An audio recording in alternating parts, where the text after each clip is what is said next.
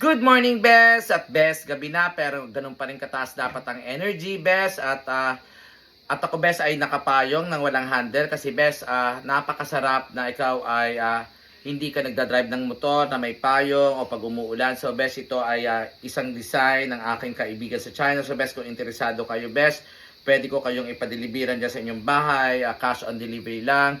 So, Bes, hindi ako nagdinegosyo para magtubo. Yan lang, Bes, ay mga paraang simple para mas mapadali ang inyong pamumuhay. So, Bes, sa pag-celebrate natin o pag-launch ng grand launching day ng Mothers of Lian, isang advocacy ko na tungkol sa pagpapalakas ng kababaihan, hindi lamang lakas ng energy, kundi, Bes, magkaroon ng kita at maturuan ng financial literacy kung paano humawak ng pera para, Bes, hindi kinakapos at paano ang pera galing sa negosyo pag ikaw, Bes, ay nabigyan natin ng produkto na ibebenta nyo, Bes. So, yan, Bes, ang advocacy. But habang iniintay natin ng September 21 ay ang mga ML, si Ma'am Leta, si Melo Lapitan at Malinay Leo, isang pamilya fresh, ay tutulong sa kababaihan at magkakaroon tayo ng cooking show. So, Bes, ang judge ay ang inay, si Ma'am Leta, at kukuha kami ng 2 judges. So, kada linggo, may 3 tayong babae mula sa iba't ibang barangay. May asawa o wala. Kasi, Bes, ang mothers, hindi lang may asawa. Meron kasing single mom. At yun ang mahalaga, tulungan ang mga single mothers dito sa Lian. So, Bes, libre ang ingredients. At maglalaban-laban kayo. Kung halimbawa ay pansit, libre lahat ang ingredients. May 3 kayong burners. At, Bes, may 3 judges. At ang mananalo at mapipili ng judges na may criteria tayo, Bes, hindi lang lasa ng pagkain, plating, and everything, presentation, kompleto, Bes, walang gagastusin, ay mag-uuwi ang mananalo ng isang kabang bigas mula kay Bes Bukal Kuya Leo. So, Bes, hindi pa ito tungkol sa politika, ito ay aming paraan para makatulong sa mga kababaihan at matuturuan kayo ng inay ng proper setting, proper way of cooking, yung kutsara, yung pinanghalo nyo, hindi ko doon dapat titikim, may sarili kayong kutsara, pantikim. So, ang sandok, Bes, ay hindi pwedeng doon kayo titikim. Mga ganung sample at paglalagay ng mga iba't ibang garnishes para sa plating. So, Bes, ito ay paraan namin para din kami makamove on, lalo na si inay sa pagyao, pagpanaw ng aking si Bes tatay. So, sa halip na kami malungkot, kami ay magpapasaya.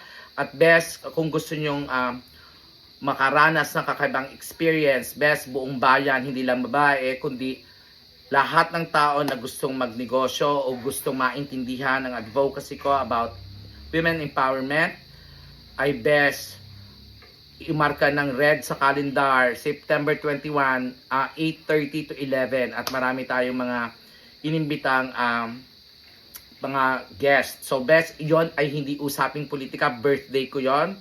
At, Bes, gusto ko lang iparamdam na sa 50 taon na nabuhay ako, Bes, gusto ko sana magpasalamat at ang aking pagpasalamat ay ang pagpapasaya sa Lian. So, Bes, hindi lang to mothers, invited ko ang lahat at sasabihin ko ang venue kasi kakausapin ko pa si Bes Derek ng Malaruhatan kasi, Bes, yun ang may malaking area na simple lang kasi, Bes, ito ay isang patikim pa lamang sa gaganaping mga series of activities ng mothers while tutulungan ko pa rin ang mga youth kasi, Bes, kailangan empowered din ang youth ng Barangay Fresh. So, tuloy pa rin ang mga liga ng basketball, volleyball na free jersey, may pagkain at may cash prize na walang entrance fee.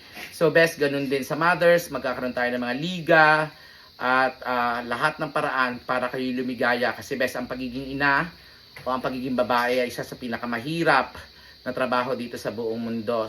So, Bes, yun na yata ang pinakamahirap, Bes. So, Bes, single mothers or mothers or grandmothers, lahat kayo ay welcome. At sa mga asawa, Bes, welcome din kayo at marami tayong raffle. At, Bes, ako, Bes, ay nagsisimula ng mag-ipon. At, Bes, ito, nagpagawa na ako ng laging matulungin Bukal Leo. Kuya Leo, may naiwan pala. Pero, Bes, meron pa rin akong pinagawa na Lian mahal ko. So, talaga namang mahal ni Kuya Leo ang Lian. At yan din, Bes, ay laging mabango, laging si Melo, laging si Bes. Yan, Bes, may mga green t-shirts tayo.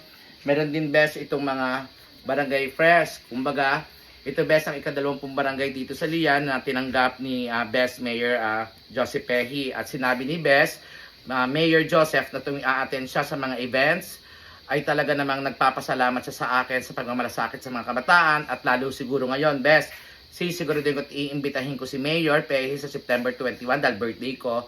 At pipilitin kong isama ang kanyang pamilya, lalo na ang kanyang misis na galing sa ibang bansa, ay makaranas at maramdaman na kahit siya'y narito na dating OFW ay posible natin mabigyan ng pagkakakitaan ng pera, best. Kasi masaya ang babae na kahit nagsisilbi sa pamilya, busy sa asawa at sa anak at sa paglilinis sa bahay, sa dami ng ginagawa ng mga ina, ay meron pa rin siyang oras para kumita at makatulong kahit man lamang makabili ng isang salop na bigas araw-araw. At yan, best, ang aking mga natutunan sa dati kong kumpanya na wala kaming minahal kundi ang mga babae, best. At babae na ang kahulugan ng isang pamilya dahil, best, ang babae ay hindi housewife.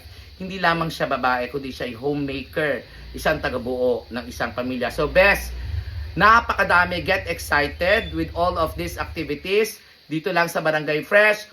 Pero, best, kahit hindi wala sa Barangay Fresh, kahit sa ibang bayan, welcome kayo. Kasi, best, ako ay para sa lahat.